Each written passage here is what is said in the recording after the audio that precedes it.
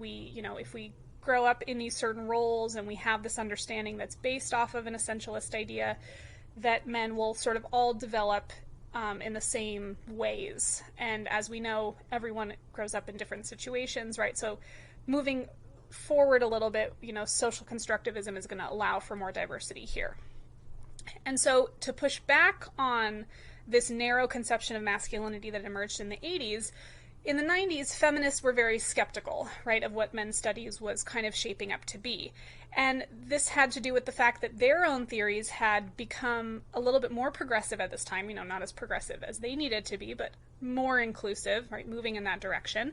And so they were already starting to see gender as a not singular thing, right, something that could be more diverse, whereas men's studies as a newer discipline wasn't quite there yet. At the same time, right, we're dealing with a moment, especially in U.S. history, where a lot of women were entering the workforce or had been in the workforce, and so there was more of an effort to get, pay equity and eliminate job discrimination based on sex and these other things. And this got a lot of pushback from some groups that had emerged under the umbrella of men's studies, specifically different types of men's movements, which we'll take a look at in a second.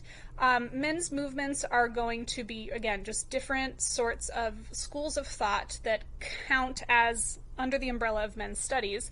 And because they are going to themselves be diverse, some of them are going to be pro-feminist and some of them are going to be anti-feminist.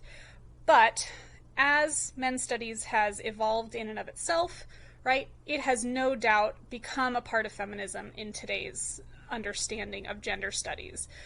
So we no longer really tend to make a difference between men's studies and women's studies, right, in the sense that it's all seen as falling under the larger umbrella of the feminist movement, right, in that both of these separate disciplines have now come to evolve their thinking, right, moving from a notion of, gender kind of being one thing, like that all men or all women experience the same things, that's the sort of hegemonic conception, which we're going to talk more about, to seeing, okay, perhaps there are diverse notions of gender that maybe capture different socioeconomic situations, but then to realizing that even if two people share the same racial identity, share the same socioeconomic status, right, share the same gender, they could still have very different experiences. And so, again, we're seeing this move within men's studies, as we saw within women's studies and feminism more largely, to become more inclusive and allow for greater diversity. So to take a look at some of these men's movements, we can start with the oldest, which again is not going that far into the past, but in the 1980s. It's called the Mythopoetic movement, and this was sort of begun by or based upon the work by Robert Bly, and it was seen as a reaction against second wave feminism, right? So if we remember what second wave feminism was about, right, this is talking about the notion that the personal is the political, so moving some of the issues that women were facing in the domestic sphere out into the public sphere to be legislated, right, so that there could be legal protections for women in those different areas. And so this, unfortunately, is going to be one of the least inclusive and most anti-feminist branches of the men's movement, which makes sense given that it was the first. And its aims specifically were to liberate men from what Bly and others considered to be modern constraints, right? So if you have women in the workforce, the idea was that this would somehow potentially reverse gender roles at home, meaning that men would have to be the homemakers, and they saw this as something that undermined their masculinity, and again, presuming essentialism as individuals did at this time.